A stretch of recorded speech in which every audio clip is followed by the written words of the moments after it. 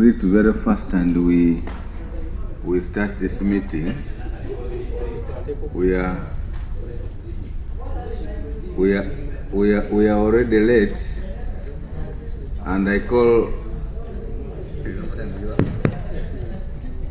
upon the clerk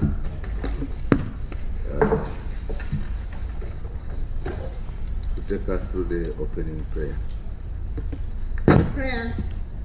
Almighty God, who in your infinite wisdom and providential goodness has appointed the offices of leaders and parliaments for the welfare of society and just government of humanity, we beseech you to look upon with your abundant favor these your servants, whom you've been pleased to call to the performance of such important trusts in this land. Let your blessing descend upon them here assembled, and grant that they may, as in your presence, treat and consider all matters that shall come under their deliberation in so just and faithful a manner, so as to promote your honor and glory, and to advance the good of those whose interests you've committed to their charge. Amen.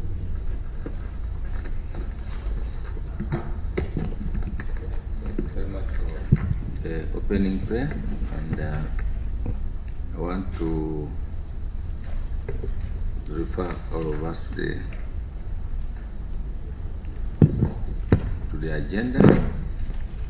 So at this point we go to item number 2, which is introductions, and I want to start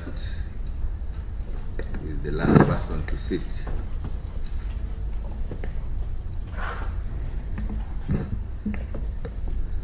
Morning, Chair and members. Itungo Nathan is my name. I represent the people of Kashara South in Nimbara District, and I'm a member of this committee. Honorable Chair and colleagues, I'm Chisa Stephen, Member of Parliament Luuka South, and a member of this committee. I am Joko Lydia, Member of Parliament Queen District, and a member of the committee. Thank you.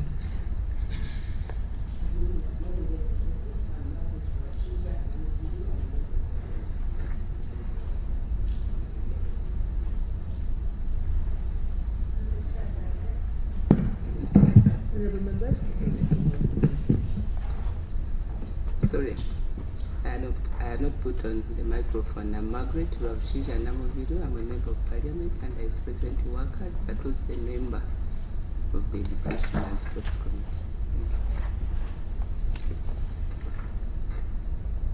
Thank you so much, Honorable Chair. My name is Kauda Tabitha, legal counsel attached to the committee. Thank you, Chair. Good morning, everyone. I'm Diana Kadansia Omen, the clerk to the committee.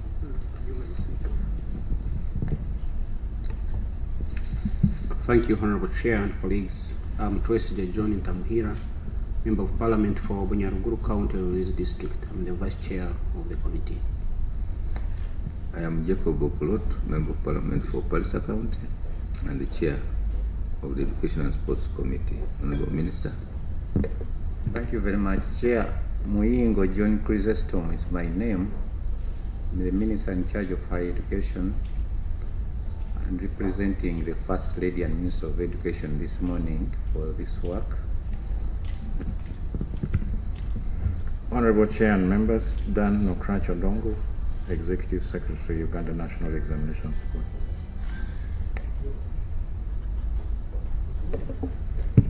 I'm Dr. Kedros Triagenda. I'm the Director, Education Standards, Ministry of Education and Sports. I'm Mulindo Ismail, Acting Director, Basic and Secondary Education, Ministry of Education and Sports. Thank you, Chair.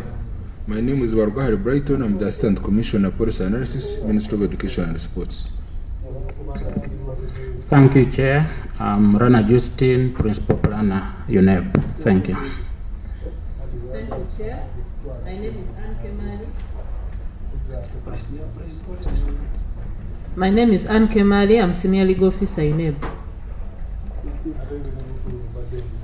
Yeah, thank you for the introductions. And at this point, I want to welcome us all for this inaugural meeting on the UNEP bill and thank all for coming. It's unfortunate that this time the owners of the bill kept us waiting for them. Honorable Minister, we had to wait for you because by 10 o'clock when we were supposed to have started, you were not there to present your bill, but it's not normal normally, when especially when it's you, so you don't need to apologize for now. You will only apologize for something else where I think both you and the committee are caught up into. I want us to appreciate the fact that, one, this has been a long-awaited bill. And if you may recall, as the chair of this committee, I was written about twice to the ministry. Someone has in some form of acknowledgement confirmed to me that I have done this. Every time I would be told very soon, next month, December, no, and several Decembers passed. So now we have this bill, which comes at a time where I can have the second issue, when the committee members and the political wing at the ministry is sucked up in some political gymnastics. Therefore, we have to be mindful of that when we are handling this bill. Nonetheless, as a committee, we have decided that we will handle the interactions over this bill, and we will hope that all other stakeholders will cooperate and respond by coming to appear to enable us proceed with the processes of the report and so forth.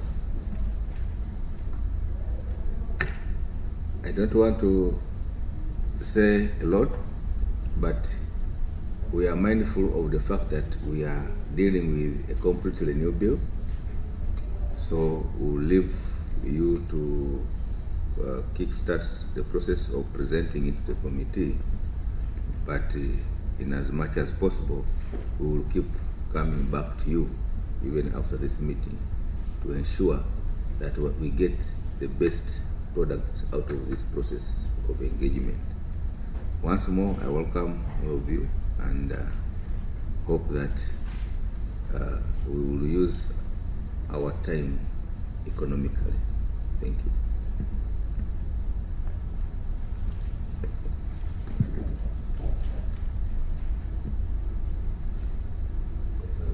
Thank you very much, Chair and dear colleagues. Good morning. I bring very warm greetings from the Minister of Education and Sports, and I want to begin by apologizing for the late coming. This is not part of us. And I want to thank you for inviting us to talk about this bill, which is indeed, as the Chair said, long awaited. I have the honor to present the Uganda National Examination Board Bill 2020. The current National Examination Board Act has been in force since 19th August 1983. Since then, many legal, institutional, and technological and global changes have occurred in the country, leading to gaps in this law. This has compelled government to review this act, hence the Uganda National Examination Board Bill 2020.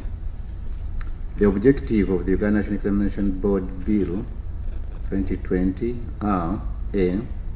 Provide for the Uganda National Examination Board to regulate and oversee the national examinations. B. Harmonize the Uganda National Examination Board Act with other existing government policies and laws. C. Define the powers and the functions of the National Examination Board with regard to preparation, organization, and administration of the national examinations. D. Improve the standards and the quality of national examinations conducted by the Examination Board. E. Address new and emerging challenges affecting the administration and management of national examinations. And F. Repeal and replace the Uganda National Examination Board Act, Cap 137, which was enacted in 1983. Honorable Chair and dear colleagues, I would now like to call upon the Executive Secretary at UNEB to elaborate more on this bill. Thank you. Yeah, that's Honorable Minister. Meanwhile, the Executive Secretary embarks on the elaboration. Please feel free to pick a cup of tea or a bottle of soda or water from behind us there.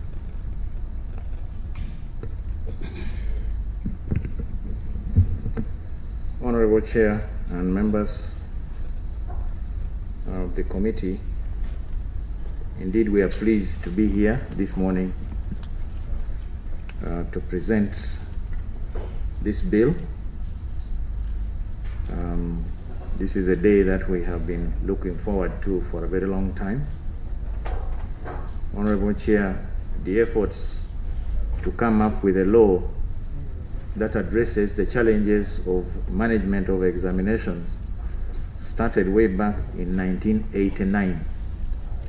That's over 30 years ago, when gaps in the UNEB Act, which was passed in 2018, rather 1983, started becoming very, very apparent. These efforts, Chair, have been going on intensely and intensively for the last 5 years, during which time consultations have been made with a very, very wide range of stakeholders, including the Law Reform Commission, educationists, schools, both private and government, members of the public, employers, and so many other stakeholders.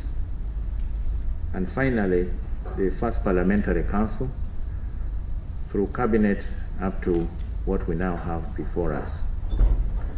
The object of, I will use the bill directly, Honorable Chair. We did not prepare any summary because we found we couldn't summarize this any further than it is already. So we will just use, with your permission, we'll use the bill as it is. We'll talk through the bill. The objectives have already been elaborated by the Honorable Minister, as is in the memorandum that was presented to Cabinet. Close to, rather, number 2 on the next page is the defects. This is highlighting the defects in the current law, which has made it necessary for its complete repeal and another bill. The penalties are very weak and therefore need to be enhanced. Honorable Chair and members, if you look at the current law, the fine for the most heinous crime against the examination is 50,000 shillings. That is the fine in the current law. And 50,000 could have been a lot of money in 1983, but now 50,000 is only one banknote. And the cases that have gone to court, Honorable Chair and members, magistrates have been giving less because 50,000 is the maximum.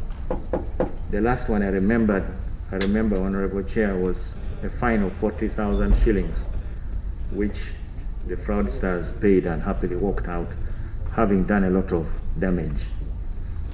So there is need for enhancement to make them more meaningful and more deterrent to match the objectives of the regulatory framework. The other defect is the size of the board, which is now over 30 and contravenes the principles of good governance and places a very huge financial burden on the budget of the board. The third defect is that the powers and functions of the board under the current Act are narrow and they fall short of providing comprehensive regime that will allow the board to properly conduct credible and quality exams. And the other one is that the Act is not in tandem with a number of developments that have taken place since 1983. Other examinations boards have come on board. The BTVET Act is in place. The Public Finance Management Act is in place, and so are other legislations which are no longer taken care of by the current Act of the board.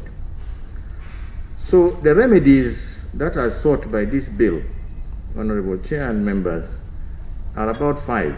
1, to reform the law relating to the administration and management of the examinations that are conducted by the board, currently primary and secondary, and allows the board to conduct any other examination that may be necessary in the interest of the public.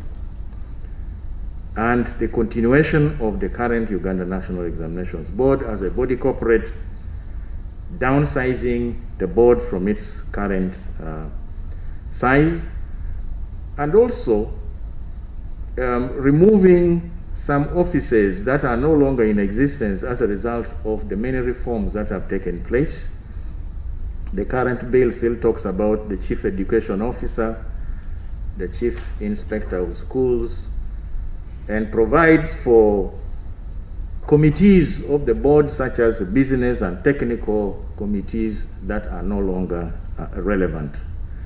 Then widening the functions and the powers of the board to make them consistent with other laws, and then more importantly, expanding the offenses that are committed against examinations and enhancing penalties that are deterrent, so that examination malpractice becomes very unattractive to those who are currently engaged.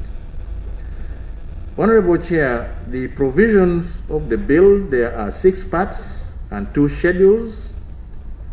I noticed that what was produced by the government printer, it appears Schedule 2 is not attached, and we have provided copies of what is contained in Schedule 2, which appears not to be attached to this.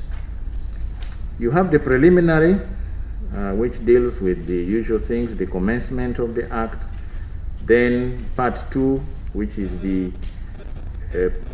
part of the bill that provides for the institutional arrangements of the Examinations Board.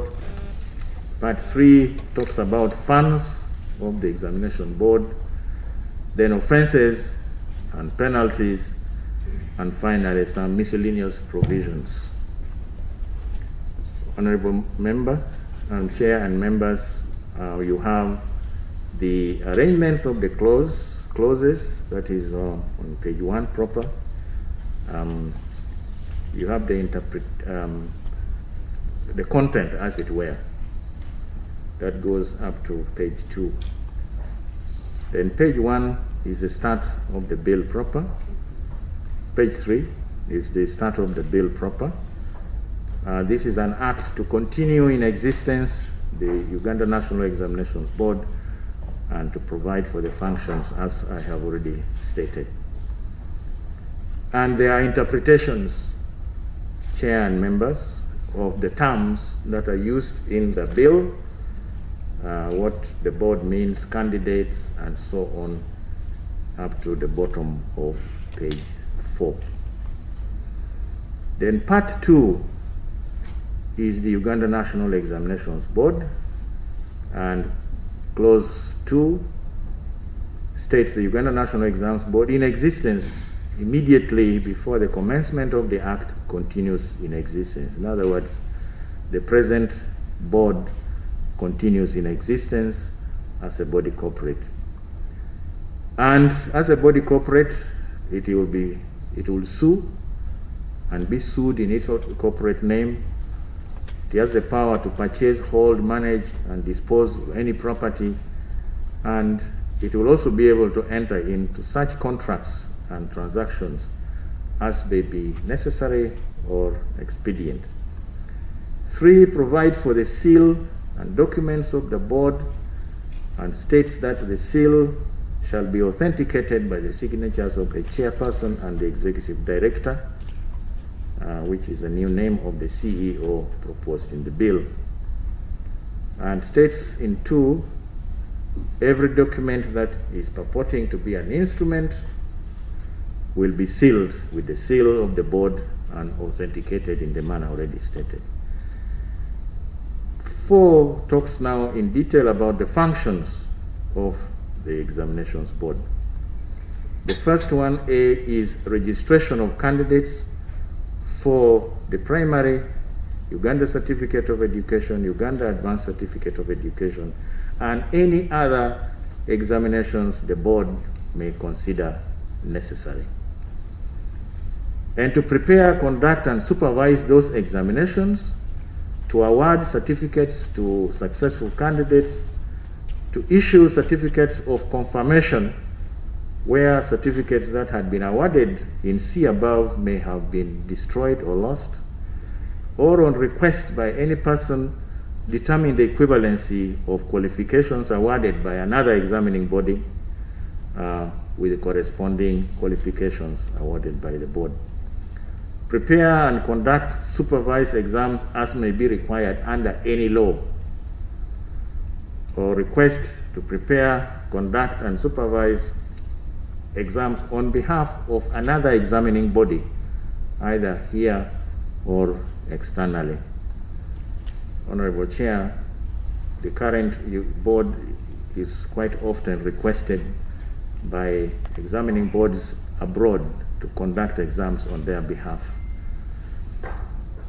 To register a school or any other place as an examination center, to offer consultancy services, also undertake research on educational assessment, and prepare other forms of educational assessment and aptitude testing, like the National Assessment of Progress in Education, NAPE, that is being done, and also international assessments that the board may be involved in to compare the standards of our country with education standards of other countries, and to publish research reports, past exam papers, and similar documents. For the purposes of 1A, the exam board will display registers of candidates at district headquarters and in the schools 60 days before the examination day. This is to ensure, Honorable Chair and members, that what sometimes happens where candidates find on the day they are supposed to write exams, they find that they have not been registered anywhere. This should eliminate that, because these registers will have been displayed in good time. The certificates awarded under 1C will be in a form that is approved by the examinations board and will bear the signatures of the chairperson and the executive director.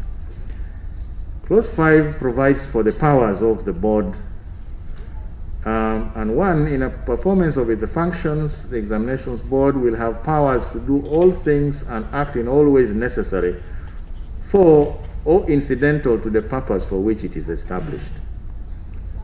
And subsection 2 spells out those powers A. Demand for any information, document, or record in respect of any exam where there is malpractice have been alleged. To conduct investigations, it may consider necessary, and during the investigations, the board will have the power to withhold exam results of any candidate until the investigations are concluded. Call for any information or the production of any documents the examination board may require within such period, in such place and form, such persons as the examinations board may determine to assist in the investigations. The board will also have the power to institute commission an inquiry into cases of malpractice, to conduct hearings, to summon any person the board may consider fit as a witness, to cancel or suspend the registration of any examination center which is proven to have engaged in examination malpractice. We'd also have the power to recall the results of a candidate that were released in error, to appoint supervisors, invigilators, and those other persons that are required to support the conduct and supervision of examinations. To will invite any persons as may be necessary to conduct jointly with the exam board examinations and to award certificates to the successful candidates jointly with their invited person or examining body. With approval of the minister and the minister responsible for finance, the board will have the power to charge examination registration fees, and will also charge fees for publications and other services that the board will offer on a commercial basis, and will request the Uganda Communications Commission to control the use of any type of electronic communication for a specific duration where it is suspected or proved that a malpractice is being committed using electronic communication, such as WhatsApp, which is now very common. 3, the examinations board may cancel an examination paper where it is proved that there is an examination malpractice of a wide or national magnitude with respect of that examination paper. Here, Honorable Chair, we're not talking about results. We're talking about a paper which the board may realize has leaked and has to be cancelled.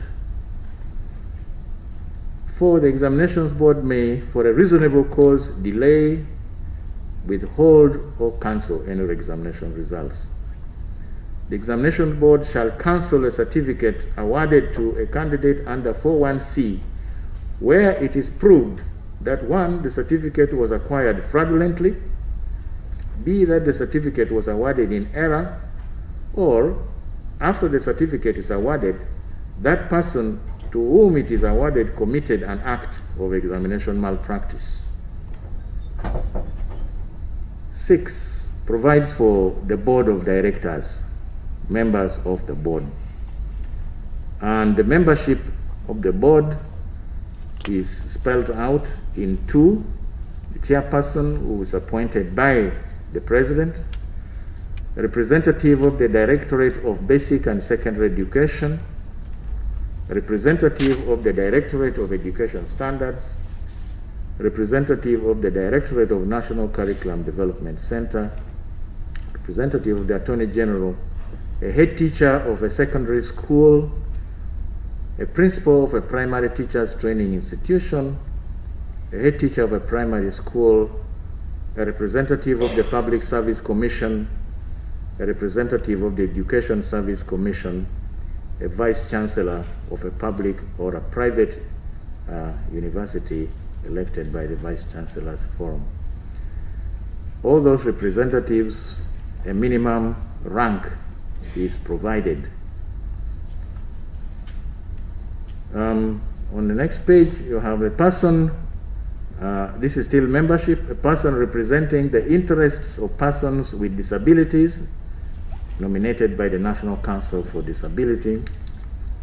a person representing proprietors of private primary and secondary schools, and the executive director, who shall be an ex officio member.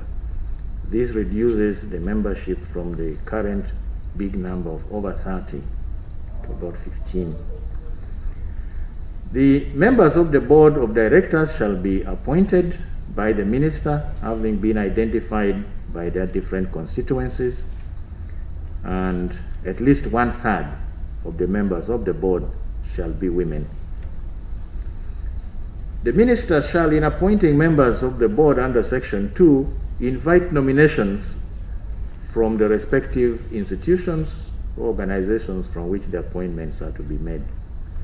And members appointed under subsection 2(1) L and M shall be persons who qualify by virtue of their knowledge and experience in examination management.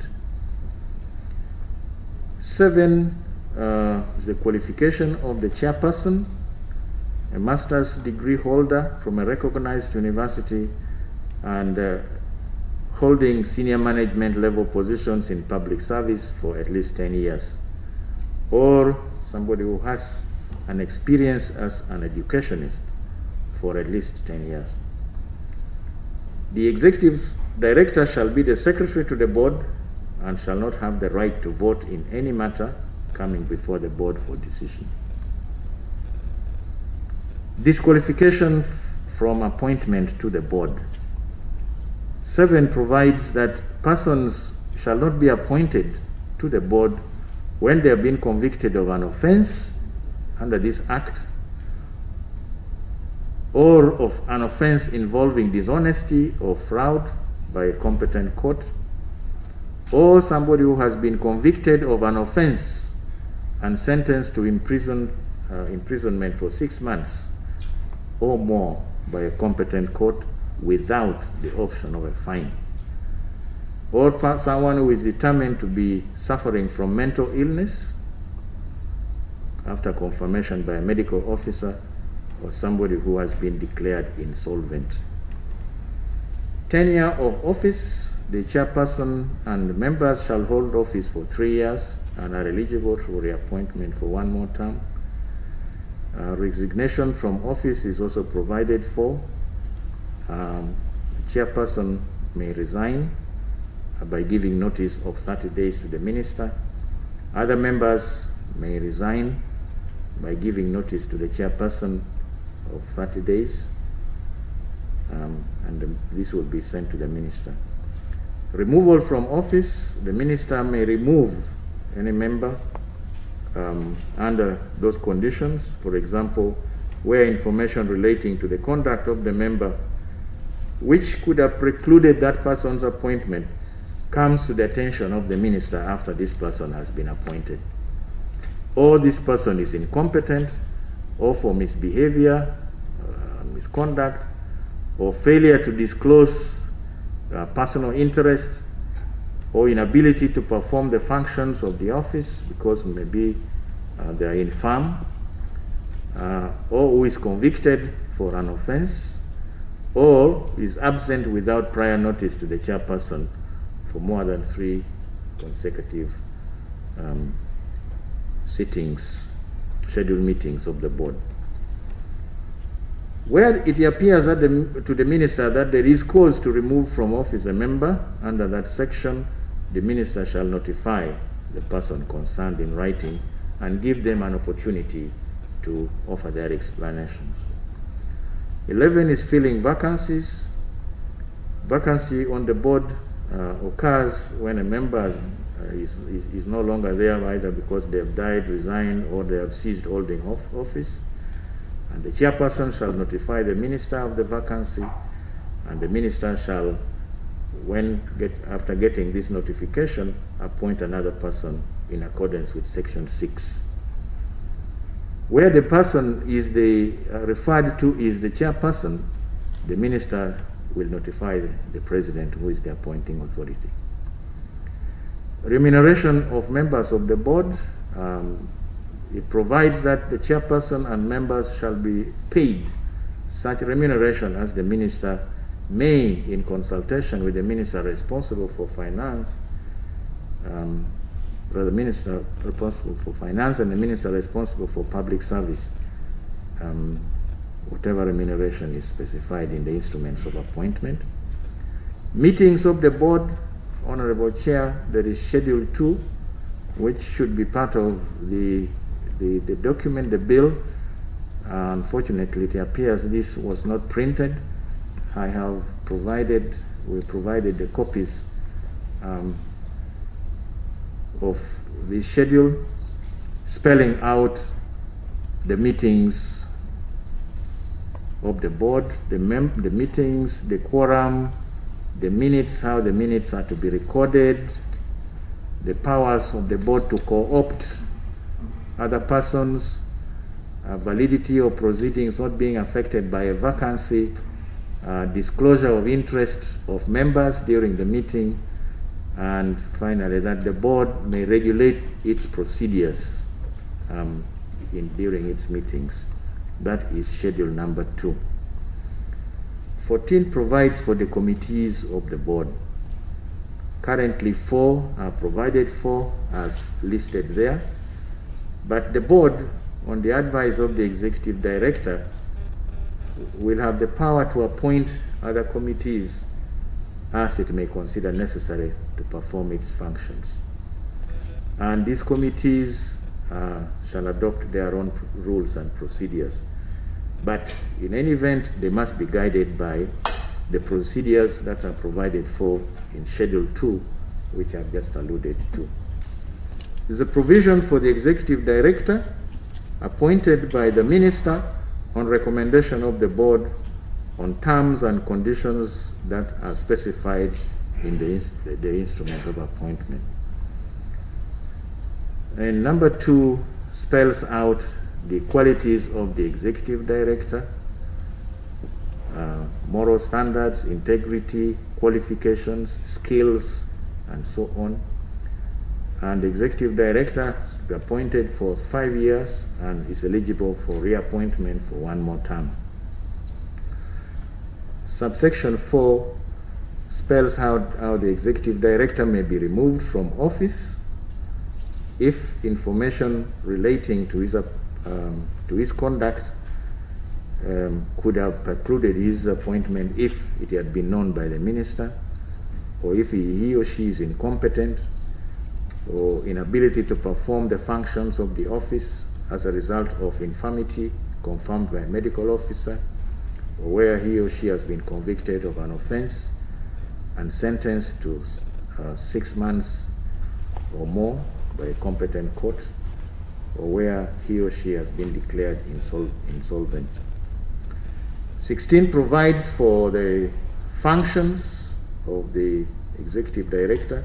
These are mainly 3: to be the chief executive and accounting officer, be responsible for the day-to-day administration of the board, and to report to the board on the performance of the board, examinations board. 17 provides for other staff of the examining board. The board, on the advice of the executive director, will appoint other staff. And the other staff that are appointed under the section shall hold office on such terms and conditions as may be determined by the board and specified in their instruments of appointment. And subject to section 1, the board, in accordance with the rules are made under section 44, pay pensions and other benefits. Part 3, Honorable Chair and members, is funds of the examining board. 18 indicates the sources of the funds of the examining board, that is money that is appropriated by Parliament, examination fees, any loans or donations or grants received from sources either here or outside with approval of the minister responsible for finance, and any other monies that may become payable to the examinations board in the discharge of its functions under this act. 19 is the power to open and operate bank accounts. The board, with approval of the Accountant General, will open and maintain bank accounts as necessary. The Executive Director shall ensure that monies that are received are properly banked in these accounts. And the Executive Secretary shall ensure that monies are not withdrawn or paid out without authorization. And the Executive Director shall notify the Board on the status of the accounts and advise on their operation or closure. 20 is the power to borrow, and this is subject to Article 159 of the Constitution and the Public Finance Management Act 2015. The Board may borrow money from any source as may be required for meeting its obligations or for the discharge of its functions under this Act. 21 provides for estimates. The Executive Director shall not later than 3 months before the end of each financial year prepare and submit to the Board for its approval the estimates for the next financial year. And in accordance with the Public Finance Management Act, the Board will prepare and submit to the Minister the budget containing the estimates for the income and expenditure of the Board for the next financial year. The Board will be audited by the Auditor General in accordance with the National Audit Act 2008. And the Board is required to comply with the Public Finance Management Act 2015.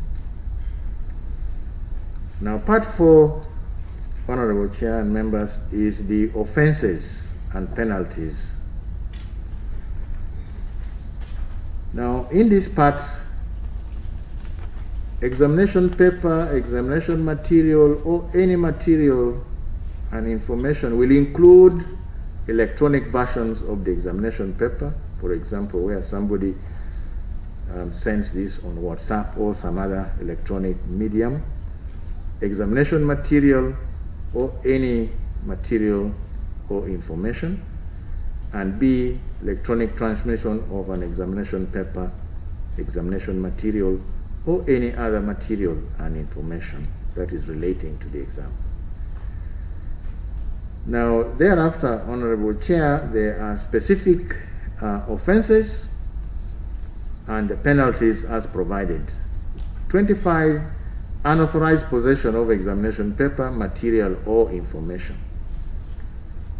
Subsection 1 provides that a person who willfully, before or during an examination, has in his or her possession or under his or her control, or who attempts to gain possession of any examination paper or any part of an examination paper, examination material, any other material or information which purports to relate to the contents of any examination paper or material or information for that examination, commits an offense and is liable on conviction to a fine not exceeding 2,000 currency points or a term of imprisonment not exceeding 10 years, or both. The currency point is defined in Schedule 1. 2, a person who willfully or negligently assists or causes any candidate to obtain or gain unauthorized possession of any examination paper, examination material, or any material and information, or any part of the examination paper, material, or information, commits an offense and is liable on conviction to a fine not exceeding 2,000 currency points or to a term of imprisonment not exceeding 10 years, or both. 3, where the person convicted under subsection 2 is a registered teacher, he or she shall, in addition, be disciplined according to the relevant laws regulating the teaching profession. 4, for the purposes of proving an offense under this section, it shall not be necessary for the prosecution to prove that the examination paper, examination material, or any other material or information is genuine or not.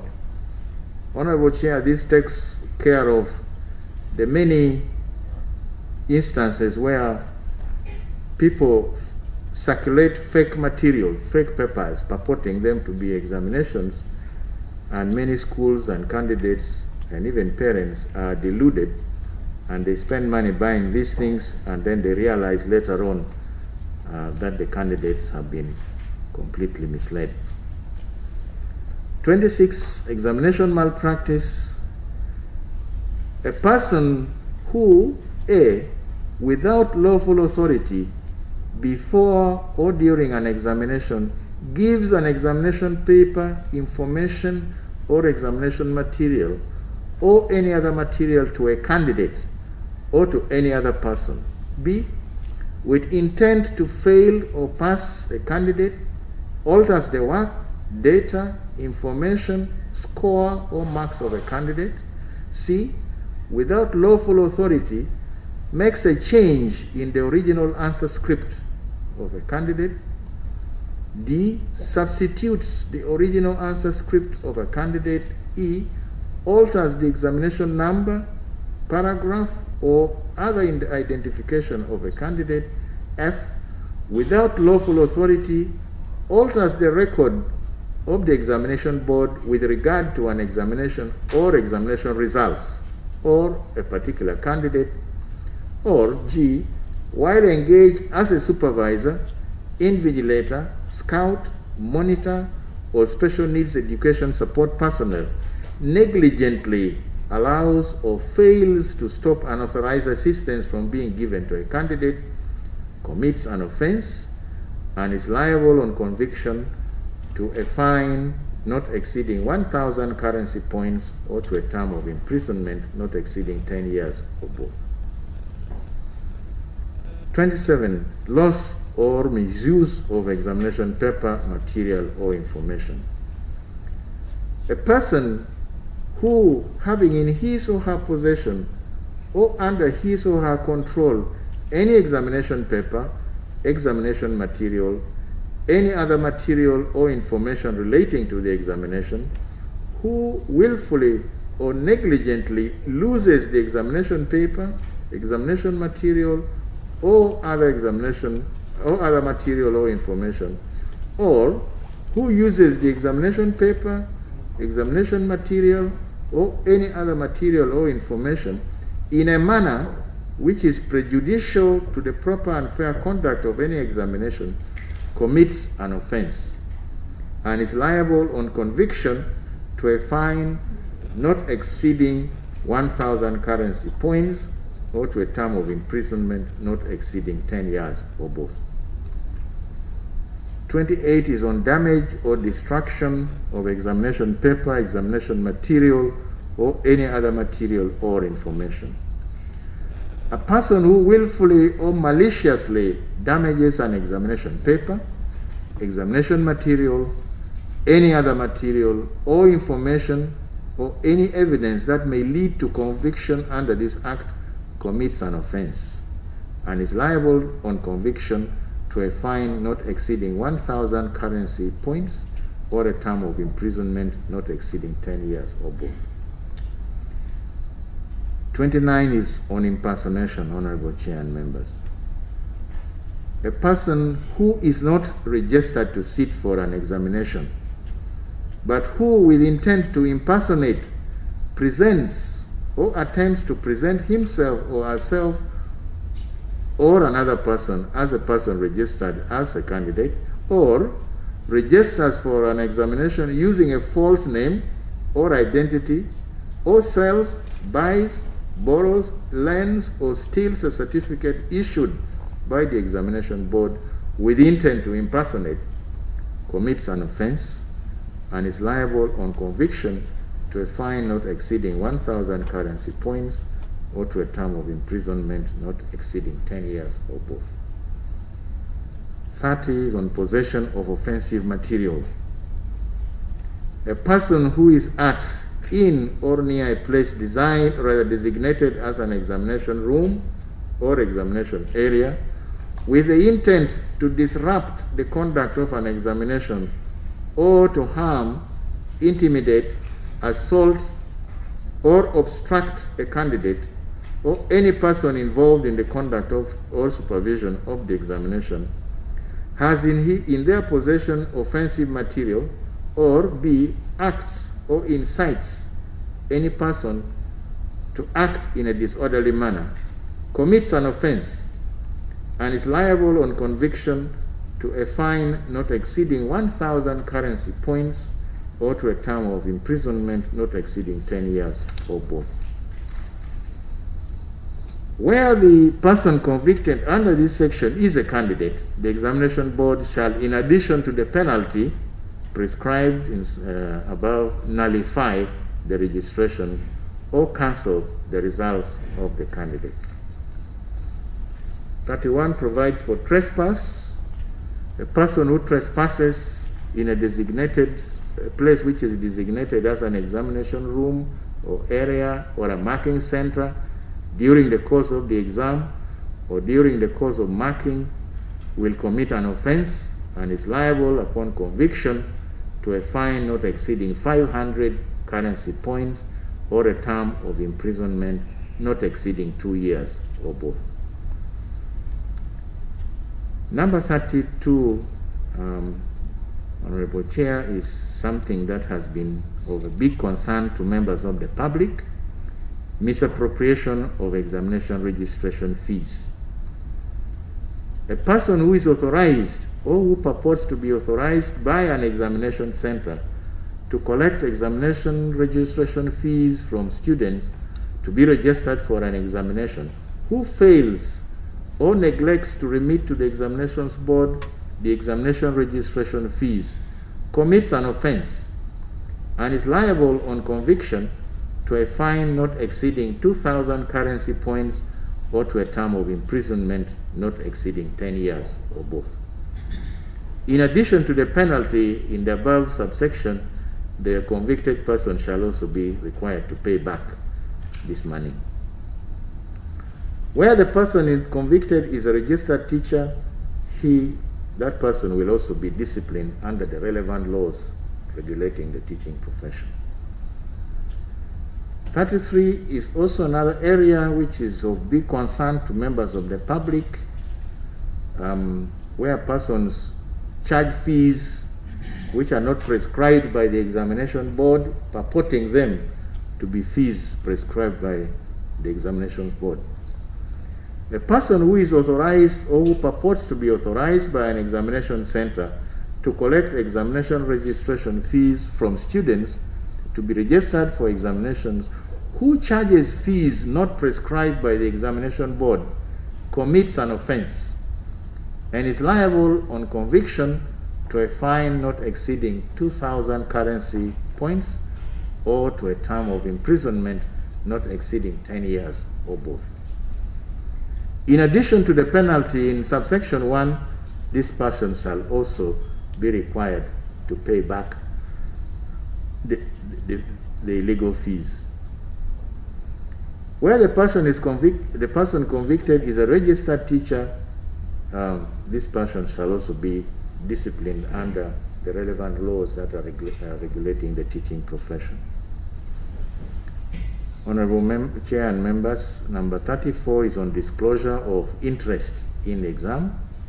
A person who is engaged in the conduct of an examination or in performing work connected with an examination shall, as soon as practicable, before the commencement of his or her duties in respect of the exam, disclose to the examination board any interest that he or she has in the examination. A person who discloses an interest under subsection 1 shall continue to be engaged in the duties referred to unless the examination board otherwise directs. For purposes of this section, a person with an interest means direct or indirect involvement in a private capacity in the examination or in any other examination or information related to another exam, and includes a spouse, a child or parent of that person being a candidate in the examination. A person who contravenes this section shall be subject to such action as the board may prescribe. 35, Honorable Chair, is improper disclosure of information. A staff of the examinations board or a person engaged in the business of the examination board shall not disclose the information of the examination board except where the disclosure is in the course of his or her duties and is with the written consent of the executive director. 2, a person who contravenes subsection 1 commits an offense and is liable on conviction to a fine not exceeding 1,000 currency points or to a term of imprisonment not exceeding 10 years or both. 36, aiding, abetting, and inducing or inciting. A person who aids, abets, induces, or incites another person to do or does an act in a manner that facilitates the commission of an offense under this act commits an offense and is liable on conviction to a penalty prescribed under the respective section in relation to that offense. Honorable Chair, the other offenses that we have already seen, and the penalty will be according to the offense that we have seen. Request for information, number 37, the examinations board may at any time in writing request any person or body to furnish the examination board with information or to produce documents or records as the examinations board considers necessary and relevant for the purposes of this act. 2, a person who without reasonable cause withholds any information, document, or record considered necessary and relevant, prejudicial, or is likely to be prejudicial to the proper functioning of the examination board, or in furnishing information to the examinations board makes a statement which he or she knows to be false, commits an offense, and shall, on conviction, be liable to a fine not exceeding 500 currency points or to a term of imprisonment not exceeding 2 years or both. Part 5, Honorable Chair, gives other powers of the examination board, and the first one is cancellation of examinations. That is 38. The examinations board may cancel an examination or any part of an examination where it is satisfied that there has been irregularity in the course of preparation, conduct, or supervision of that examination. 2, for the avoidance of doubt, the examinations board shall cancel the results of a candidate where the candidate A copies from the script of another candidate, B allows another candidate to copy from his or her script, C communicates with another candidate with the intent to assist that other candidate to answer an examination question, D without lawful authority or in possession of a textbook, without lawful authority is in possession of a textbook, electronic device, or material in a place that has been designated as an examination room or area. E, without lawful authority, copies from notes, a textbook, or an electronic device. Or F, without lawful authority, receives external assistance. For any of those, the board will cancel the results of the affected candidates. 39 is on cancellation of registration of candidate. The examinations board shall cancel the registration of a candidate where it is satisfied that the candidate who is registered to sit for an examination has colluded with another person to register for the same examination with the intention of having the latter person write the exam on his or her behalf. B, where a person registers as a candidate for examinations using forged results. Those two will cause the cancellation of the registration. Number 40, suspension of registration of examination center. Honorable Chair and members, the examination board may stop a school or facility registered as an examination center from conducting examinations for a period determined by the examinations board. where one, or rather A, management of the school or facility acts contrary to the provisions of this act or in a manner prejudicial to the conduct of the examinations, either before, during, or after an examination. Or B, the facilities required for the conduct of examinations cease to satisfy the requirements prescribed by the examinations board. For these, Honorable Chair and members, the board will cancel the registration of the center. Part 6, miscellaneous provisions. 41 provides for protection from liability where a person who is authorized by the examination board is not held personally liable for any acts or omission done in good faith in the execution of the functions of the board. 42, examinations board to keep information confidential. The examinations board shall keep information acquired under this act confidential and shall only disclose the information to the extent the examinations board considers necessary for the purposes of this act. 43, Chair, provides for oath of secrecy. The examination board may require a person who is engaged in the preparation, conduct, and supervision of any examination or the handling of any examination paper or material to take the oath of secrecy as may be prescribed by the examination board.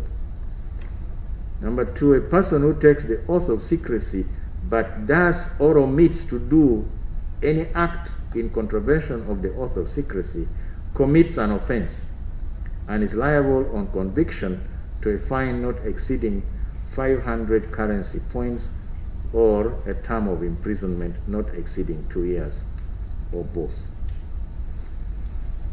44, rules which the board may make with prior approval of the Honorable Minister. The board may make rules regulating the conduct of the business of the board. And 2, without prejudice to the generality of subsection 1, the rules shall regulate A, the preparation, conduct, and supervision of examinations; B, the appointment, remuneration, discipline, and dismissal of the staff of the examining board; C, the payment of pensions, gratuities, and other payments on retirement or termination of service, whether by contributory or non-contributory arrangements to the staff of the board. Shall also regulate the qualifications of candidates, E, the conduct of candidates and of persons engaged in the preparation, conduct, and supervision of any examinations or the handling of any examination paper material, and will also regulate the fees to be paid by the candidates. The Minister, number 45, may, on recommendation of the Examinations Board, make regulations generally for the better carrying out of the provisions of this Act where there is need. 46, Honorable Chair, is amendment of the schedules. The Minister may, with approval of Cabinet by statutory instrument, amend Schedule 1. The Minister may also, by statutory instrument, amend Schedule 2. 47, Honorable Chair and members, the Uganda National Examinations Board Act, Cap 137, is hereby repealed by passing this. And finally, 48, the transition and savings. 1, Section 6 shall not apply to the board in existence at the commencement of this Act. And 2, the staff in the employment of the Examinations Board at the commencement of this Act shall continue in the employment of the Examinations Board under this Act. Honorable Chair, Schedule number 1 is defining the currency point, where 1 currency point is equivalent to 20,000 shillings. And the Schedule 2, as I've already referred to earlier on, is on the meetings of the board. Honorable Chair, this is the bill that we present to you, and our prayer is that this committee and Parliament will expeditiously pass to cure the serious defects that we now have in the current law. Honorable Chair, I submit. Thank you very much for the submission.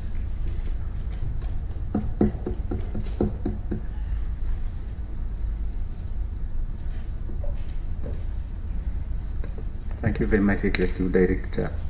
Yes, Secretary. Chair, with that submission, I hand back the chair to you. Okay, thank you very much, Honorable Minister, for expeditiously handing it back to us. Mr. Executive Secretary is saying we should expeditiously handle this, but it wasn't expeditiously processed and brought to us. So if it happened to take the same pace, we would only be coping with your pace.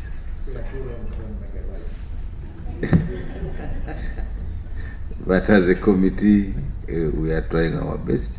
And the honorable colleagues, you have heard the presentation of the bill, and I want to believe there are issues you need to raise, maybe gaps you have observed, maybe things you think are not clear, and also something that you may think don't really need to appear in the bill. This is now our time, and I want us to give ourselves some 20 minutes to raise those issues. Then we shall give them 15 minutes to respond, and we see how we wrap up. Thank you. Honorable Margaret Rabusheje. Thank you very much, Honorable Chair and colleagues, and through you I thank the Minister and his team for the presentation, and I want to congratulate them because 1983 Act, I want to say that that's a long time ago. We needed a new one.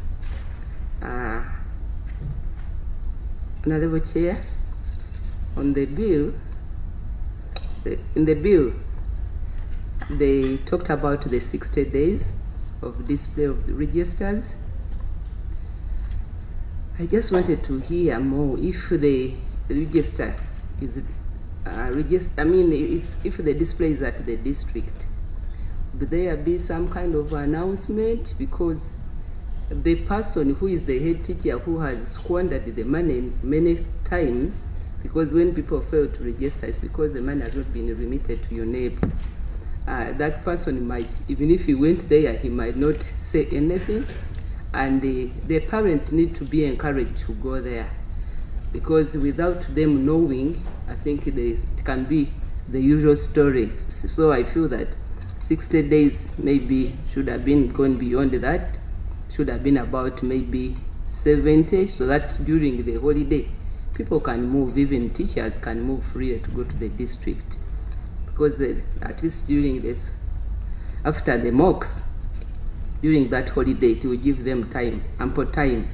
But 60 without announcing, like we go for our registers when we are going to vote, we get announcements and we get to know. But these people, in particular in the village, they might not be conversant enough to go there when it's required. And then my question is, I'm just thinking aloud, that just in case the parents get to know maybe 40, 50 days before registration, most of our parents, because we are not talking about those in towns, but most of our parents don't have that money.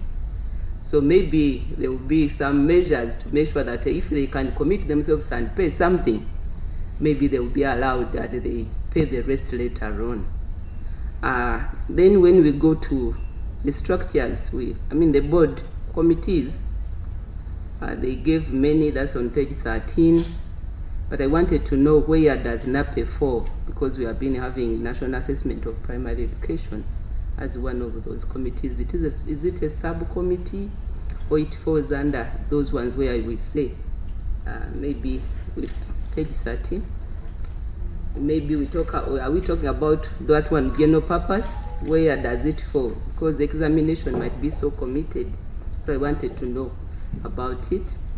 Then the other one is the funds of the board. When we say any other, what does UNEP have in mind? Because you have given a lot of details on the money that is expected. But after all that detailed sources, then we are saying any other monies that might come in. Isn't it? There are no way where we can maybe be specific. How do we expect this money to come in? Is it through those external examinations that you are handling? Should have been specific rather than saying any other money, because we know where the money comes from and you have already deliberately defined the sources.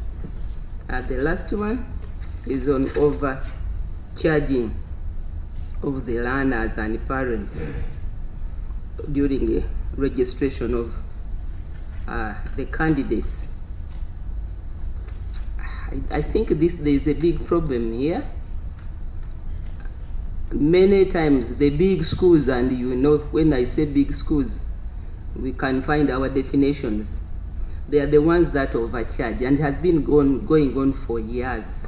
And to me, those are the untouchables. Because in this country, at times, there are those untouchables who overcharge and they go scot-free. Every other year, people talk about learners complaining after comparing with their neighboring schools, but nothing has been done about it. Hope that this time, UNEP will be able to bite. Otherwise, it has continued for such a long time, and nothing has been done about it. Otherwise, I want to thank UNEP through the Minister and the Chair. Thank you. But from what Honorable Margaret has been saying, I need to be updated. Does UNEP still charge money to UPE USA?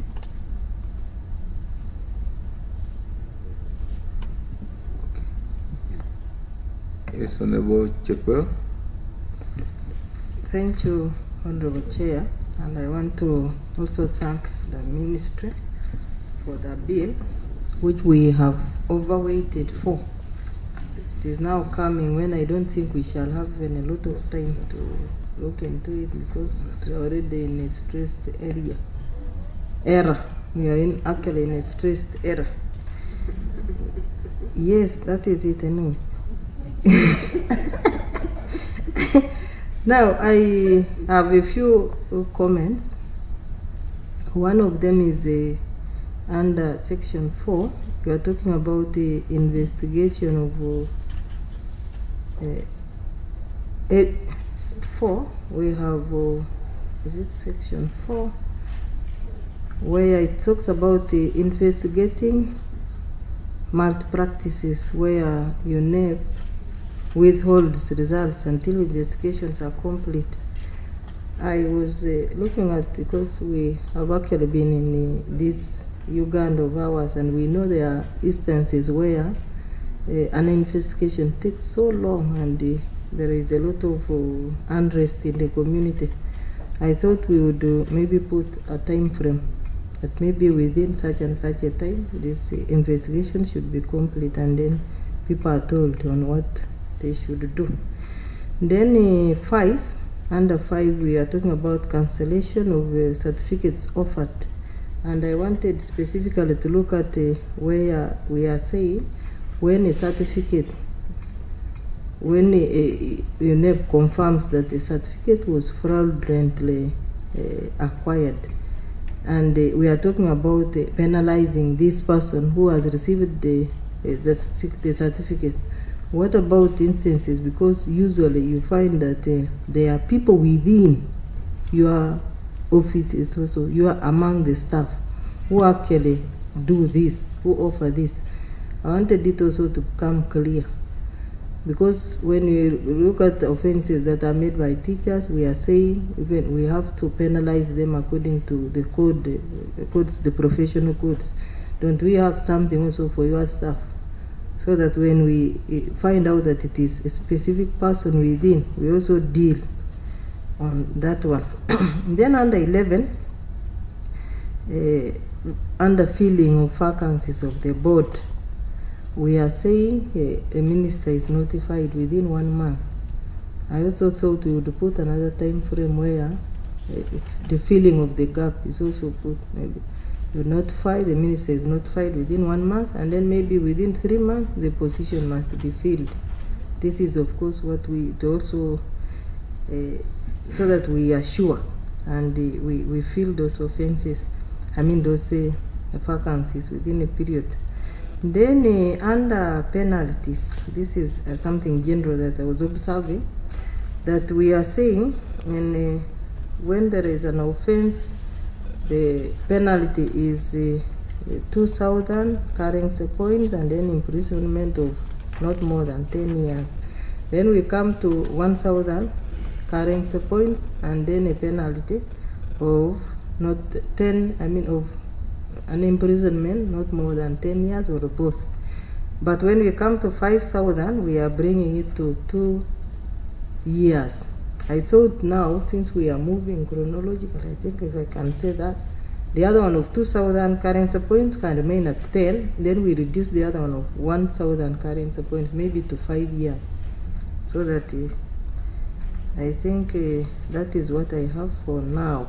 Otherwise, we look forward to having this bill, which we believe will have to normalize issues and make it better.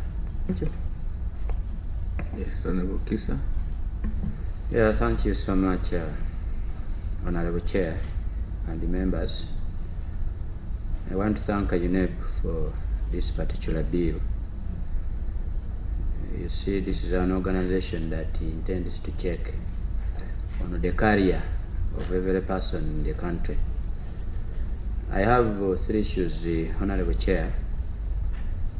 Number 1, I just want to add on what the Honorable Lydia has mentioned here. Overcharging of UNEB fees. Honorable Chair, UNEB has been saying that the functions of the head teacher of the school is a delegated responsibility. They delegate it. And since it is a delegated responsibility, UNEB does not cost the running of the delegated responsibility. And I think, Honorable Chair, this is one of the areas why schools, particularly private institutions, tend to maneuver in terms of charging these particular fees. You said the schools, particularly private institutions? Yes, okay. I'm very specific. Yeah. Oh, I know. Yes, you know that is why they maneuver, because the delegated responsibility is not costed for. And 2, Honorable Chair, UNEB needed to come out very well. Despite their exams, schools also take advantage to charge a bit higher, given that they have other exams to conduct before UNEB exams. But the only way they can do so is by tagging to UNEB, because that one becomes a mandatory situation. Now, Honorable Chair, I had wanted to request UNEB to have included this. We are having a situation where in government schools there is no money charged for registration, and the students sit the exams, and the other schools, private schools, there is charging. And yet, as you are aware, these are national candidates. We have had scenarios where students fail to sit exams by failing to pay UNEB. Since we are trying to cure so many of these issues, and the minister is here, why don't we appeal to be included in this particular law, that once candidates reach the national level of doing exams, let it be the responsibility of government to register all of these candidates at all levels.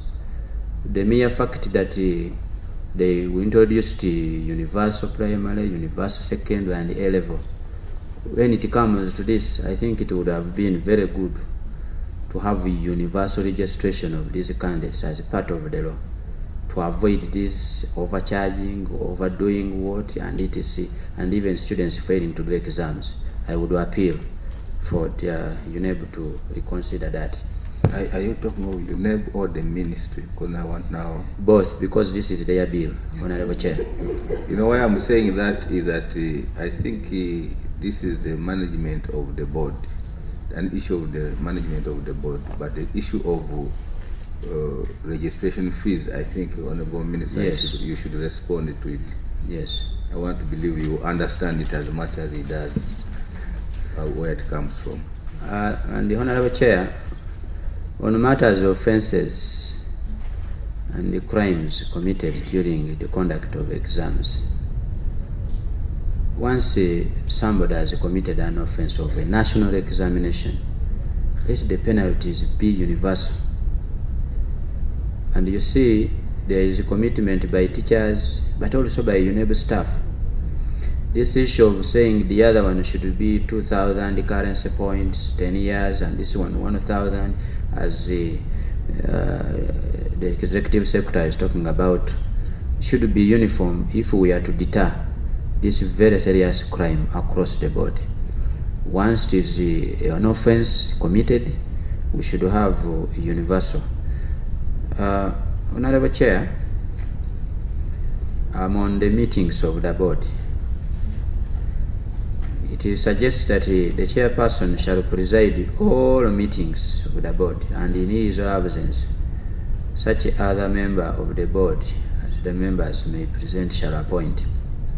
Honorable Chair, I don't know why this bill does not provide for a deputy executive secretary, because in the day-to-day running of the affairs, if the executive secretary who has knowledge of every event running in this board is not there, and you just pick on a member of the committee to have the meeting, may not have a proper insight of what is really transpiring, and they may even pick on a head teacher to chair that particular meeting after law is part.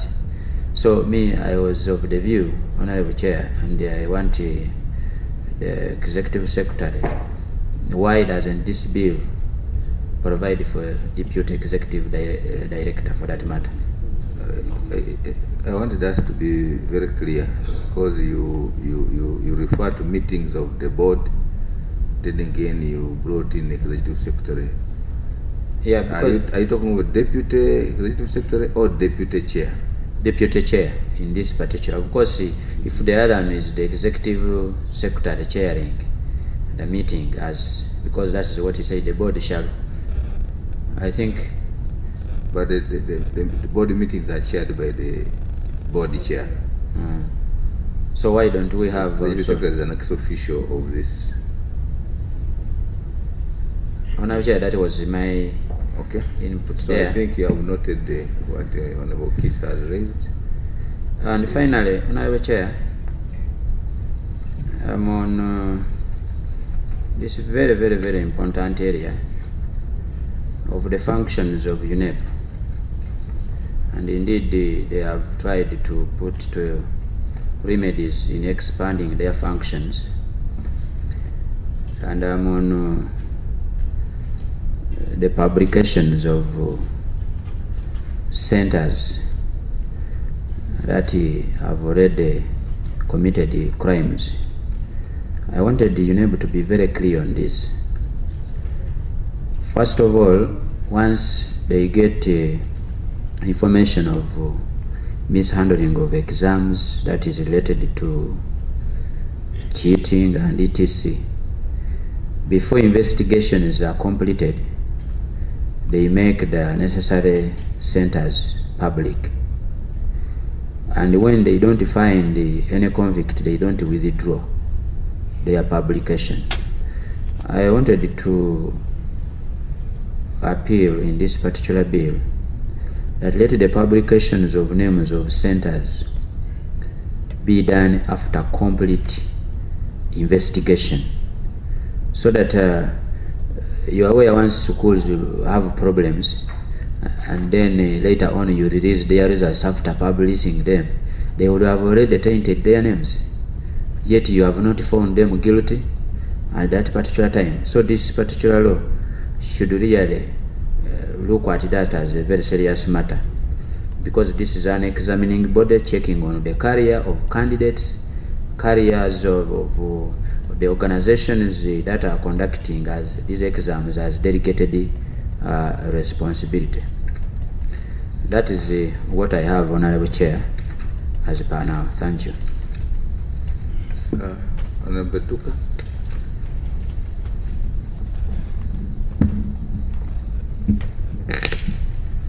Thank you, Chair. I want to thank UNEB for coming up with Minister of Education also to come up with this bill, which really should be expeditiously passed as the director had put it, so that some of these things can be addressed. I have a few areas which, Mr. Chair, I feel this bill could address. The first one is on the issue of the malpractice which UNEP tries to control. But I would wish that the certificates which they print should carry the photographs of the candidates, both maybe the result slip and the certificates. Why? Because, Mr. Chair, the photographs which are asked normally end up in making the registers. And there are scenarios where a person registers in the exact name, the photograph is there, and is completely sitting for a different person. So when the certificates come, the certificate is owned by another person who never sat the examination. So I think the issue of having photographs on the certificates of candidates will eliminate this. We have cases which are here in this country, and I think the use of photographs will not end with only making the registers. And secondly, Mr. Chair, I would wish that this bill addresses or comes up with a mechanism for either the school directors or head teachers to verify the results of some of their candidates. In 2016, a candidate of Kati Primary School by the name of Patrick got well in all the other subjects, distinctions and very good credits, but he got F9 in English. And when the head teacher complained that this child has all the best records in English, they followed up to UNEB, Mr. Director, the way the UNEB staff whom we got in office harassed this head teacher and the class teacher was not the best. They came with all the results of this boy's performance in the school, but they were almost being chased. Until I told them, because they asked them to pay 2 million if they want this child's paper to be remarked. Then later, when I intervened, they started to say they can look for this paper and remark. And the boy got D2. He almost missed admission. We went to the head teacher of the school where he wanted to be admitted. We requested that he be admitted as UNEB looks for alternative to correct the result. And the boy got D2. He still got his first grade. So some of those, I know there are some mechanisms to verify the results at various stages. But then I think where such irregularities happen, there should be a provision to see how that can be done. So, Honorable, are you raising the issue of conduct of staff in exactly handling only whatever with complaints, or penalties for those who mishandle exams? For instance, somebody is given an F9, but when it is remarked, the person gets a distinction. How would that happen? So which exactly do we want the bill to capture? Okay, what I want the bill to capture is, in fact, both could be captured, because the mishandling of the examination is one thing, and also handling of the conduct of the UNEB staff in handling such issues is another thing which I feel could also be captured. Then the last thing, Mr. Chair, I want this bill to look into critical is the issue of cancelling the result of candidates when even the culprits of the malpractice would be identified. In fact, most of the candidates suffer innocently. It impacts on both the candidates and the parents. And yet, the really culprits who do this malpractice in most cases are sometimes known and walk scot-free. So instead of cancelling the results, why can't UNEB deal with these culprits who really either cause this candidate to be involved in the malpractice because of conflict of interest and what have you? And lastly, I want to concur. Honorable, you are saying if my child is aided during an exam by a teacher and is discovered later, so that should not be cancelled. They should only deal with the teacher. They should deal with the teacher, or in case because the bill here provides for dealing with both the candidate and the teacher. But now in this situation, I will suggest that if the candidate's result is cancelled, then the teacher responsible, or the person responsible, must meet the education cost of this candidate receiving for the next level, or for the next examination. Lastly, okay, Chair, I want to concur with the issue, with the suggestion of my colleague Honorable, that at national level, the government or the ministry takes over the registration fee for all the candidates. These are Ugandan children.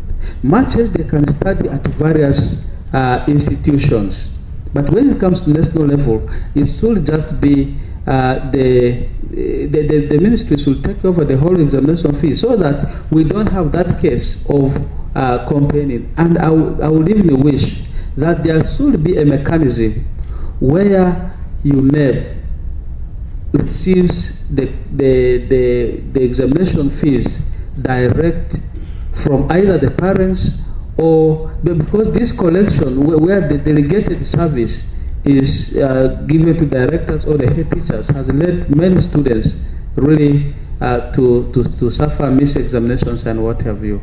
I thank you, Chair.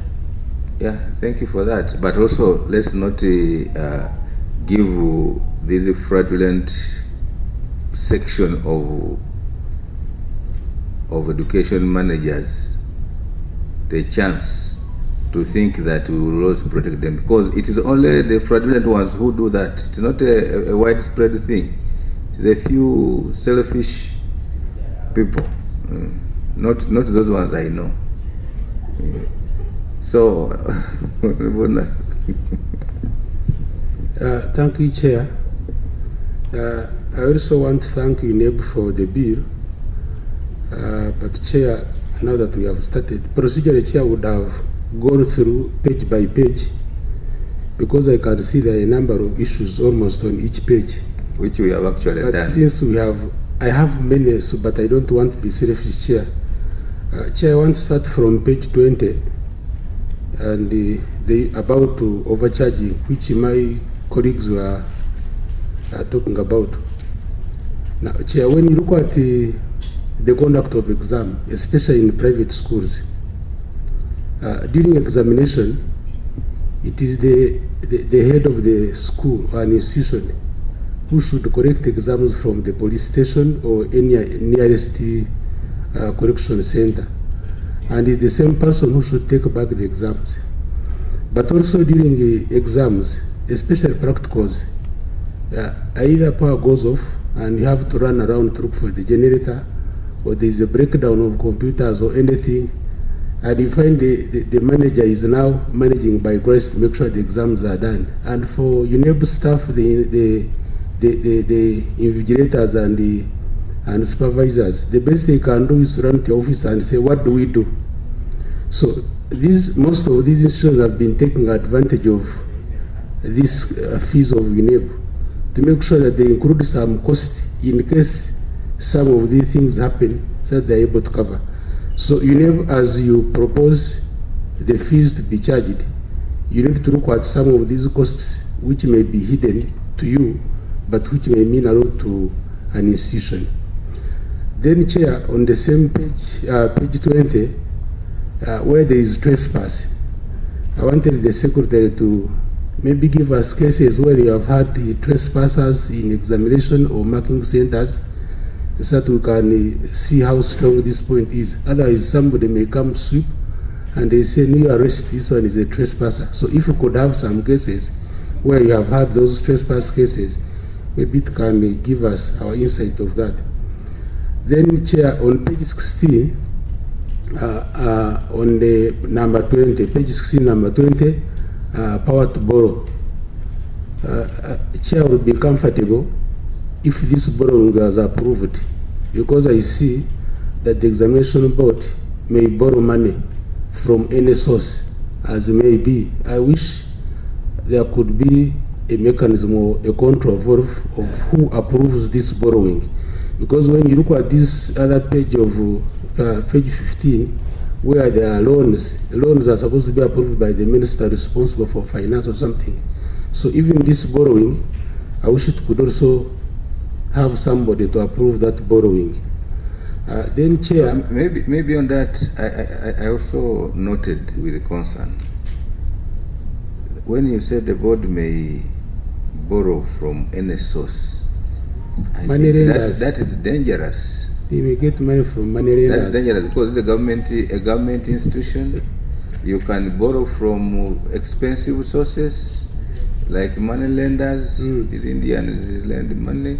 You can borrow from hostile sources. So I would also wish to agree with my colleague that it can borrow from any source as approved by the minister responsible for finance. Then, Chair, on page 7, Chair, on page 7 above. Hold on, I still want to maintain control of this meeting because I'm seeing conversations across the floor. Please, I am still the chairperson of this committee. Can you communicate through this chair? Thank you, Chair. Chair, through you, I want to go to page 7 of the bill. Chair, above there, I think above about the certificates awarded under section 1C shall be in a form approved by the examination board and shall bear the signatures of the chairperson and the executive director. I don't know, I want to find out from the UNEB whether you have other features. Chair, when I'm addressing the minister now, Minister, I want to find out whether you have other features on the certificates, because I also sit on another accountability committee and we are experiencing a lot of forgeries from NASA Road where signatures are just scanned and they are put on the documents and they say, since there is a signature of the chairperson and the executive director, this document is a genuine document. So I want to know, don't you have other control features? For example, my colleague here was suggesting a photo of a candidate or something. So I also wanted you to look at that. Then, Chair, as I'm about to conclude, just about. On page, can you conclude with that? On page 6, Chair. On page 6, part B, about the display of the registers on the districts and the school notes boards. Now that UNEP is doing e-registration, is there another mechanism which this e-registration can have an e-feedback, so that a person who has registered online can as well check things online? But also, Chair, because of what has happened now with this e-learning, I don't know that UNEP has it in mind that we may have some e-exams because of what is happening now. So I don't know whether you can have that last bit of e-registration, e-display, e-exam, and etc. as we make this bill. Now, the rest one, Chair, is about interpretation. Interpretation, I start with examination center, that is page 4, as I conclude, Chair. Examination center means a place registered by the examination board for the conduct of examination under this act. I wish that center could, I wish that the examination center could mean a place inspected and registered. Because there are schools, there are some centers like the town halls and etc. where candidates sit exams. So if somebody says this is a place where exams are going to take place, and that place is not inspected according to the standards of UNEP, we may have issues. You may find on Friday there is exam, Saturday and Sunday there is a disco, then on Monday there is another exam. So the word inspected should be captured in the interpretation of the act. It should also be captured down under the storage. Isn't inspection a requirement before registration? I thought you first inspect before. Is that a detail that? Chair, we don't do any harm by using a word inspected, including the storage station. It means a place designated. I wish the same word inspected could be captured, so that we know the place was inspected and there is an inspection report. Should there be any concern or whatever, the report should come out to resolve that issue. Chair, as of now, I thank you. Okay, you're welcome. Honorable Ngeso, you can share with Achon. Honorable Ngeso, you can share with Achon. We don't have masks, so that's Thank you, Chair. And sorry I got delayed. I have a few things. And one of them is a follow-up of what Honorable Etuka had mentioned. And that is about allowing for checking of or cross-checking of scripts or results, like in the situation he has mentioned. Actually, this issue, I looked at two things which could be done. One is allowing for checking, and then, but I want to introduce the element of a cost, because I want to believe it is a lot of work to check and find out the exact script of a person. So if that could be allowed but at some little cost, that is my suggestion. Then, where the checking is done and it is confirmed that actually a mistake is made, I think there should be an introduction of a penalty of the persons who could have been responsible. Because if I marked the script myself and I undermarked a student, and then it is checked and found that actually there was undermarking, it should be possible that I should be penalized for that kind of thing. that is related to what Honorable Educ had mentioned. But again, if Honorable Educ's case is a real case that happened, if you make me pay a cost of 2 million for you to check and remark, and then you find that from the F9 you had given me, I've got a D2. You refund my money? I think you should refund my cost. Yes, you refund my money. You never should refund the cost, because many of these people, these children, sometimes the school just sees a vulnerable child and puts in the cost. But some parents sell property, but somebody has recklessly turned a distinction into a failure. I think that should be clearly. Thank you for improving it further. But of course, that's what they are saying. The person who there's the other refund, but the person who handled the script must be penalized, including compensating the candidate. Yeah. Okay. So, Chair, the other issue is about the board being able to cancel a paper that they believe there has been wide leakage. I'm asking some 2 or 3 questions here. One is what mechanism do they have, or can we have in this bill a mechanism that they will use to determine that there has been a wide leakage of a specific paper? Because a lot of times... Please, can we regulate our phones? If the silence mode can work, please apply it. Sorry, I tell you. Okay. Sorry. Yes, it is a voter calling. But, Chair, I don't want to lose my point.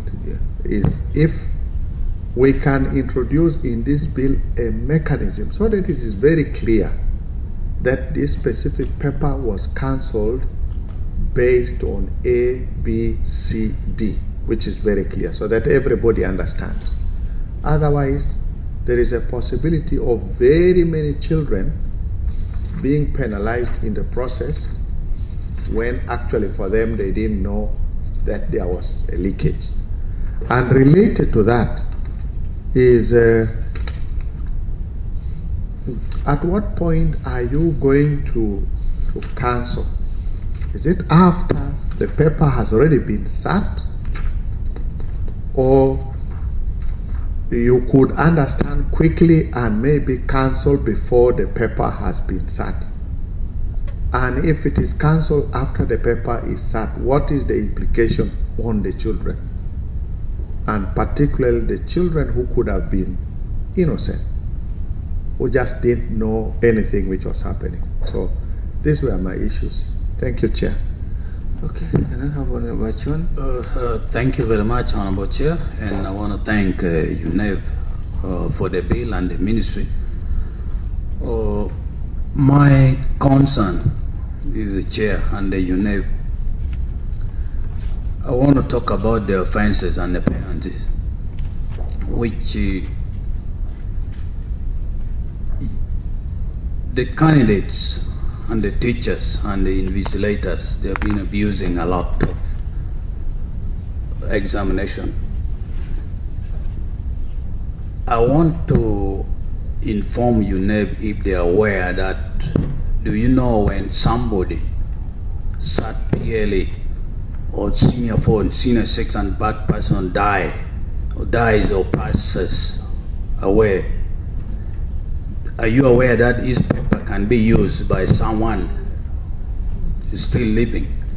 Because that's one thing which I found is very common happening, which I would advise that since the NIRA can help in the fingerprint. I think this is the one thing which I would advise we should make sure like each candidate should have a fingerprint, because the future front is not enough and the photograph is not enough. Secondly, also at times you find a deal made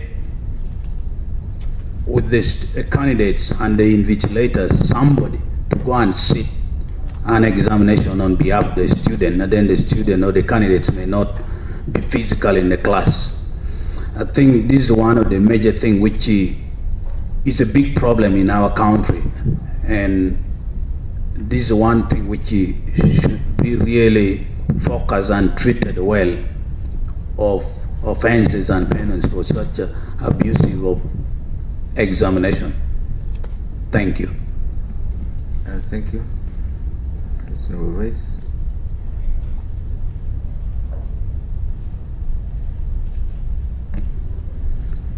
Thank you, Honorable Chair.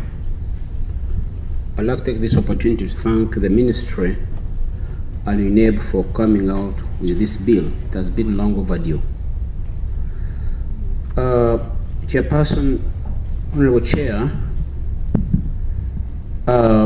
when I was trying to peruse through this bill with my 4 eyes, I realized as if something has not come out about the students with disability. I think there is a need to provide for them. In most cases, we realize that when these students are doing exams, they get a lot of challenges. And allow me to quickly through the pages. On page 4 on interpretation, I'd like to add my voice to what my colleague has talked about the examination center. I remember there is a time when UNEB used to license certain places, as a colleague has already mentioned, as the examination halls. In my view, I feel we need to, I would propose that UNEB conducts these exams in institutions or areas that have been licensed by Ministry of Education, because a place can be anything. I think that one has to be given a serious look, serious consideration. So, Honorable Vice, the thing of which town hall is what is not an educational. It's not. I will give you an example. There used to be an examination hall in Imbarara and some other places. And I remember at the time, I'm going to give an example. For example, when UBTEB was being established, when UBTEB was first established, at that time of transition of the business and technical exams from UNEB to UBTEB, it was established that some people who had institutions in their briefcases, they would teach from anywhere they would want and register students to sit exams. And they would hire halls and sit exams from there. So if this is still a practice in UNEB and they intend to bring it in the law, I think that, in my view, it should be stopped. Let the students sit exams from their schools.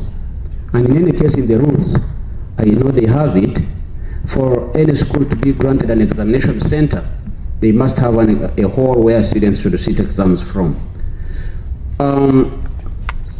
Honorable Chair,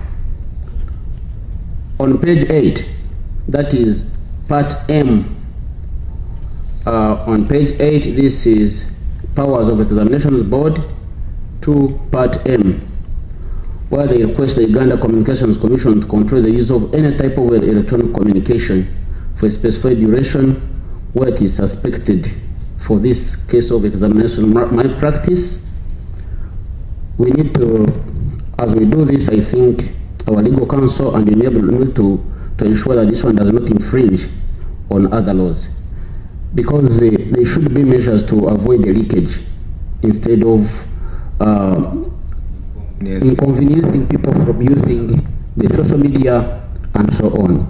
Page 9, Board of Directors, 2B. I'd propose that instead of having somebody at the rank of a commissioner to represent the Director for Basic and Secondary Education, I'd propose the Assistant Commissioner. In my view, is such a senior officer that can still be considered.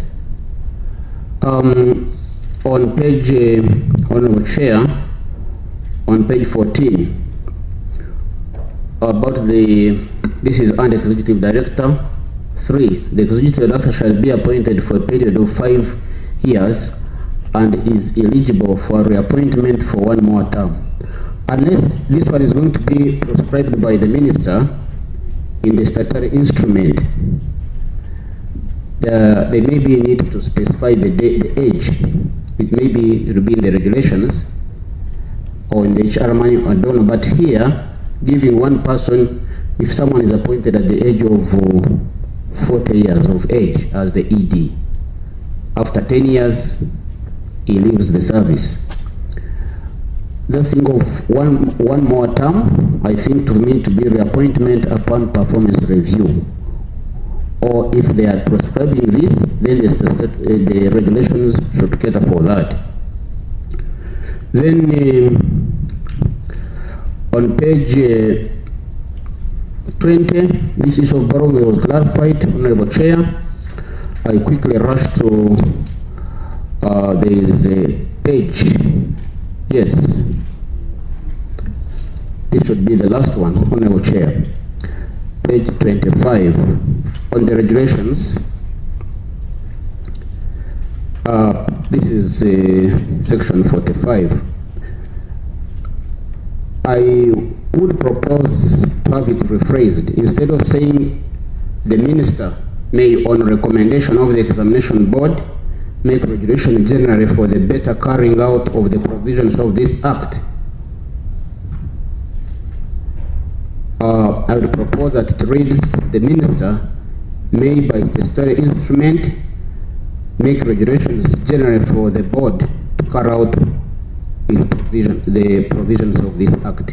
Instead of waiting, in the process, in the background, definitely the Board will come in to give proposals on what has to be done. But in my view, I think it should be reviewed like the way I've proposed. I thank you, Honorable Chair.